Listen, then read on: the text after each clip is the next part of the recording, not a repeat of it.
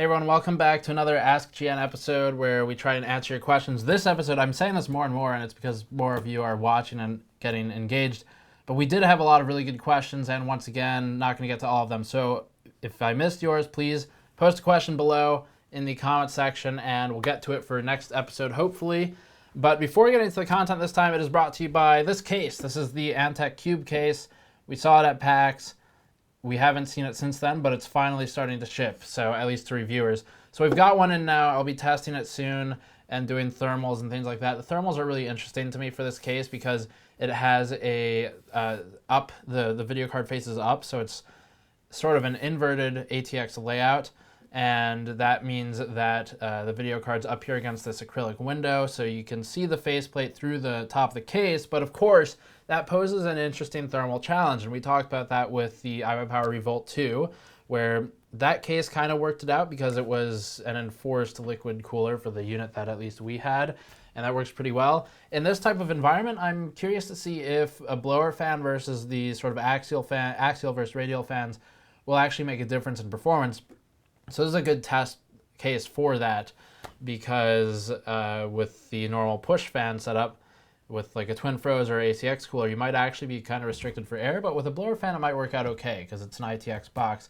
So that's the sponsor. I am very, very curious to actually test it and see how it performs thermally, but visually, there it is. You can see it. So that is the case, but let's get to the questions. First question is from BeamPolaris, who says, I'm looking at a monitor that has a game mode. Looking at the manual, it says this, quote, turns off the frame buffer to reduce input lag. I didn't even know that monitors had frame buffers and can't find any information online about monitor frame buffers and what the disadvantages of disabling it are. Can you help me? MEH, can you help me? Yeah, so this is an area I don't know a whole huge amount about, but I did some research, so I think I can at least distill the basics, and then perhaps this is something we can research in the future. But from what I understand, from what I've researched based on this question, what's going on with game mode really depends on the monitor you have. I know Asus has one because we have Asus displays and I checked. And I know Samsung has their own game mode and they both do it a little bit differently, so your mileage may vary. The basic idea with all of these monitors for the most part when they have a game mode is that is basically your monitor does some, it's sort of like post-processing where it's calculating color, calculating noise or gain to clean up the image. It's basically working on color accuracy, image processing, things like this. So the monitor does have to actually perform some calculations when it receives a frame from the video card and get it prepared for the user. And some of that is why when you look at one monitor to the next, or even just switch between modes, you know, monitors have modes, not just color and brightness, or I should say brightness and contrast, but they have color as well. And that takes processing. So what's going on here with game mode from the two Asus and Samsung displays that I researched and looked at is they're turning a lot of that off. So if you go to game mode, it will turn off things like the, you get reduced color accuracy, you might get reduced or completely disabled noise reduction. So that could produce a slightly grainier image where noise is generally what's used to refer to as sort of like dots and specks or imperfections in your frame and image output. And you'll see that in camera, for example. If you turn up ISO, you'll get a grainier image as you increase, and that's kind of noise. So noise reduction is turned off or disabled or minimized with the game mode, and this reduces the input latency issues. So you get a faster pipeline. If you're super hyper competitive, then, or if you have a display that's just doing too much processing or is too slow processing, you can help reduce some of that latency by using game mode, but you sacrifice some of the color accuracy and some of the noise reduction and other functions that may be going on within image processing on the display. So that reduces your input lag. You take the good with the bad, I guess. Depends on how serious you are about that or how bad your monitor is out of the box. Now, as for other brands, like as I said, they seem to all sort of have a slightly different definition of what their game mode does, so this doesn't speak for everyone, but I think that gives you a basic idea of what they all kind of intend to do with the technology or with the modes in the display. Hopefully that answers that question though. Next question is from Ulams5. He says, "Hi Steve, why doesn't AMD have something similar to Nvidia's GPU Boost yet? It seems like an intuitive feature to implement, and Nvidia's already on Gen 3. Is it actually hardware-enabled feature?" So Gen 3 or not, it's a proprietary technology, so I don't know that generation really matters. It is their third iteration of GPU Boost for Nvidia. AMD does have a Boost technology though. It's just not talked about quite as much because I think it's not fully understood. Polaris was kind of where a lot of this was introduced, and I did talk about how AMD's Boost function works in our original launch day RX 480 review. And that's got the whole page 1 is architecture on Polaris. You should read that if you really want to understand more about Polaris. And Boost is discussed in there. But one of the things that AMD does, especially with Polaris and with the Wattman utility, you can see different states. So if you've played around with Wattman or you saw our overclocking guide, you'll see that there are seven different bars off the top of my head. And so you've got 7 bars, and they kind of vary clock rate and voltage based on the DPM state. So that's what that's called, is DPM states, dynamic power management, basically. So you've got these 7 states, and the lowest state, just like sleep states on Windows, you have things like S0, S0IX with Intel or active idle type of thing. S1, S3, S4. S3 and S4 are the most common. S3 is sleep, S4 is hibernate. This is basic Windows stuff that I'm talking about right now. But similar to that idea, you have these different power states that are defined in AMD's hardware as DPM states, and a lower number is a less active or less clock intensive state. So if we are on the desktop and you haven't forced through Wattman a clock rate which is constantly high, and you're running just kind of stock settings, and you're on the desktop doing nothing, the DPM state will be at its lowest. It'll probably be the first state, and that is going to be the lowest clock rate and therefore the lowest voltage. You don't need that much voltage to sustain a low clock rate of a couple hundred megahertz. So this is part of the power saving approach that AMD's taken with Polaris. If you're not going to use 1200 megahertz of clock, then why push it, is the idea. And it's not a new concept, but the way Polaris has implemented it is new in terms of these, specifically the Wattman utility, which is brand new this year. So that's what AMD does, and there's some interesting points here that I spoke out with Raja Kadori, the RTG Radeon Technologies Group chief architect, in one of our 2 videos. And one of those is, as game developers begin to sort of better program their devices to work with these low-level APIs, one thing you could do, in theory anyway, is aside from like the regular CU reservation and things like that, if you're a game developer, you could say, hey, I know this event is coming in the game. The example Raja used was an explosion. So let's say we know an explosion is coming because the game knows before the video card does. The engine figures all of that out. And we know that this explosion will trigger some intense amount of load on the GPU. You start saturating physics processing, you're saturating all these other types of processing with any kind of explosion. Think Just Cause 3 or something. So if we know that's coming as a game developer, we can go in there and work with AMD's hardware in this specific use case. And basically, and it works with Nvidia as well, but we're talking about AMD right now. And basically say, okay, so up until this point, we don't need to be fully engaged in the clock, so we can run a DPM state 6 or something like that up until this point. Maybe 1260 megahertz, 1240 megahertz is enough. And so we operate at that sort of lower sustained clock rate for the majority of the time. You don't get quite as high a frame rate, but it leaves headroom for when you need it. And so what that does is you run at an acceptable frame rate in a DPM 6 or 5, and then you hit that explosion. The game tells the GPU, hey, this big event's coming up, time to get ready. GPU can boost up to the 7th state. That'd be DPM 7 or whatever it needs, get a couple extra megahertz or more out of the clock, and help compensate for that heavier load so you can keep your frame rate throughout the processing, whatever's going on in the scene. So that's AMD's solution. DPM does work without direct developer involvement. That is just the best example. That's the example of where it would work the best, is when you have an engine and a game working with the hardware to say, this is how we need to work together to keep the clock throttled is not really the right word, but dialed back if not necessary, and then amp it up when it's necessary, rather than run at full bore the whole time and not have any room when you need it to sustain the fluid frame rate that a player would expect. So that's theirs.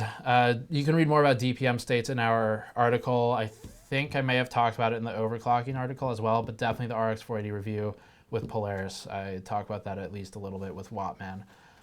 Maybe on page 6, but definitely on page 1. So hopefully that answers the basics. They do have Boost is the short answer. It's just not the same implementation as NVIDIA's version of Boost. Next question is from Marth. Okay, so now Nintendo is going to take this video down. But the question, hey Steve, I saw a pretty cool mod here on this overclocker.net forum post, and it gives a link. The modder here bought an aluminum heatsink, and after applying a thermal pad to the heatsink and attaching it to the backplate of his Nvidia Titan, he read a difference of about 20 C after applying the heatsink for less than $30. My question to you, could you validate this testing and see if cooling benefits are unique to him alone, or if someone like me could reap the same cooling benefits? I would appreciate any information greatly if you could do this. I'm not going to promise that we're going to go slap an aluminum block onto a video card right now, but I can tell you just from experience how it works. So what you've got here, two things to note. One, yeah, putting a block of aluminum on the back of a card with thermal pads, if you don't already have something there, will probably improve the temperature at least a little bit, if not a lot. You're definitely going to be pulling temperature off of the PCB more efficiently, and hopefully you've got some form of dissipation in the form of intake from the case to blow that heat off of the aluminum fins that you've slapped onto the back of the video card. So that's the hope. So yes, in theory, you will reduce temperature. Now, one thing, I didn't read the whole thread that was linked, but I did look briefly through it. And the user is using I believe it was either an IR camera or a thermal imaging device. Either way, IR cameras, there are a couple flaws, and one of them, emissivity of whatever you're pointing it at, like aluminum being pretty shiny.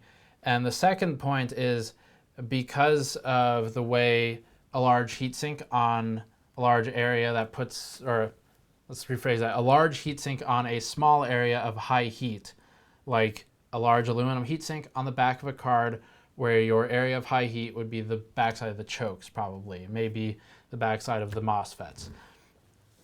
So that's your area of high heat. That's now being pulled up, it's being sunk by the heatsink, and that's going to spread out your heat. So it will definitely improve temperature at least a little bit, but it might look a whole lot better in thermal imaging than it is in reality. That's why we're sort of retesting and doing extra testing on the EVGA cards that are under question right now for VRMs. And that's, I just finished putting thermal probes on the thing. The idea is we're going to be moving to thermal probes because then we can direct read temperatures of individual components rather than sort of an aggregate temperature using a thermal imaging device looking at the back of a backplate or looking at the back of a thermal pad where you have some level of insulation because you can't actually see the device that's creating the heat anymore. You can only see the device on top of it. So that does create, that sort of obfuscates the performance. So the point of saying all of this is that, yes, the performance will almost certainly improve, but reading with just that one device is going to make it look probably better than it is in reality. That's not to say that it's wrong to do so, especially if you're an enthusiast and you're not in it for making content or something. It's just to say that don't expect necessarily if you took a thermocouple to it that you would see the same gains. So, and I believe the gains here, 20C is what the question says, 20C improvement. But it's not a bad project for $30 though. We've done stuff like that with Arctic cooling, and they make some good kits if you want to do any conversions on your cards. They do have backplates that are aluminum backplates that you stick to the back of a card, things like that. So that's kind of a fun mod to do if you're ever bored on a Saturday type of thing. As far as if it improves your performance, you'll get a bigger gain for putting liquid on the GPU, but it's not bad to cool down the VRMs or the PCB anyway. Next question, Jason Smith says, hey Steve, when you start your Zen benchmarks, will you include the 2600K for comparison? I believe it is the most venerated i7, if not the most popular, and perhaps the most logical place for a, quote, common user to start considering an upgrade to be worth the investment regardless of workload. I agree with you that the Sandy Bridge series is really popular. So I spoke to Patrick Stone, who has worked with me for a number of years now on the site on and off. And he does personally have a 2500K, so I am planning to add the 2500K to the bench. That'll be our Sandy Bridge. I don't have a 2600K, and I don't know that I have direct access to one anymore, but I'll look. I do want to include it. But minimally, I do have a 3570K. We're going to have the whole i5 suite covered almost for sure. I have access to a 2500K. I have a 3570K personally in one of our case benches that is soon being retired. And I know we've got the i7 920 or 930, whatever that Nehalem CPU was. So I'll include that hopefully as well if time permits. But definitely the most recent sort of Sandy Bridge onward for i5s. For i7s, I've got the 4000 series stuff. I will try to get a Sandy Bridge 2600K. I can't promise anything, but we'll see. Maybe buying a used one might be worth it. I don't know. It depends how much they cost if I wanted to buy an old system from someone. But yeah, it's a good item to test, and I will be doing as much as I can on Nehalem, Sandy Bridge onward. Next question, Jon Da Silva says, Steve, is it fair to say that older core architectures like Sandy Bridge, Ivy Bridge, and Nehalem, speaking of, have run their useful course? I've seen several videos elsewhere that suggest these CPUs, i7 920, 2500K, etc., are still capable of gaming at 1080p in a variety of AAA titles. As someone considering an upgrade to a 4790K so I can reuse my DDR3 RAM, is it better to hold out until the next generation of CPUs or act now? That is the ever-burning question from everyone. Should I wait or should I buy now? Generally, when things are multiple months out, I do kind of lean towards buy now because you can always wait. When Zen and KB Lake launch, immediately we're going to start talking about the next product. So you can always wait.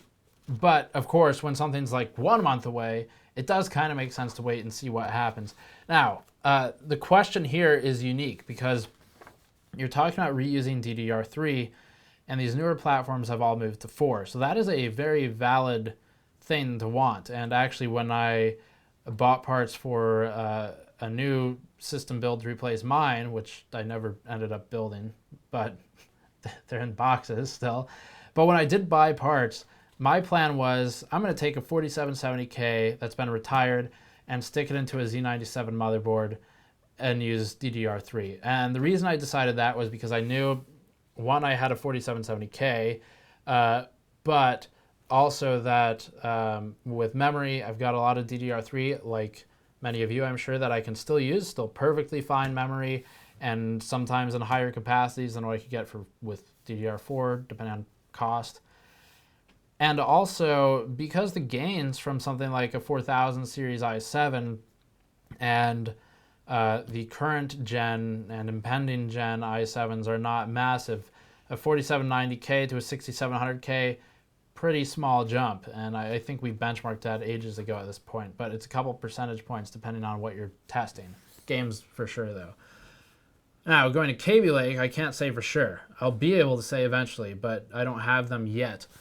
So we will be testing 4790Ks against the 7000 series Kaby Lake CPUs, the i7s, but I can't definitively say what the performance gap would be. It'll be certainly larger than a 4790K to a 6700, but the 4790K is still damn good. And if you can lower your cost by buying one of those for in the $200s range rather than the 300s, and you can reuse DDR3 RAM, that's a good amount of money you're taking off the cost. And if you put that into a video card, you're going to see bigger gains there than from going to KB Lake. So $150 price difference in video cards, that could be a GTX 1070 or something like that from something like a 1060 or a 480. And that is significant enough. I would absolutely recommend that route if you're trying to save money. Now, Zen, we don't know what it's going to cost or how it's going to perform, so I can't really comment on that. But if you're personally looking at, should I get a 4790K or KB Lake, I do the 4790K if you're trying to buy sooner, because you'll have a system kind of today and save some money. But I'm sure there are plenty of opinions on that. You can discuss below, hopefully in a civilized manner. Last question. Exiled Storm says, does the cat use the same shampoo as you? Snowflake has her own sort of saliva-based shampoo. I'm not really sure that I want to use that myself. Or maybe I do. That's gross. All right, thanks for watching, guys. If you have questions, leave them in the comments below. Hopefully we'll get to them. You can also tweet at us if you ever do have a question that's quick and just like, hey, this thing, I need help troubleshooting it. I do reply to a lot of those tweets personally. At gamersnexus is the tag you want to use, and if it's quick, I'll answer it there. Otherwise, post it below. We'll talk about it with everyone. So thank you for watching. Patreon link post-roll video to help us out directly if you want to subscribe there. Subscribe to the YouTube channel. Sponsors right here. Link for that will be in the description below if you're interested. I'll see you all next time.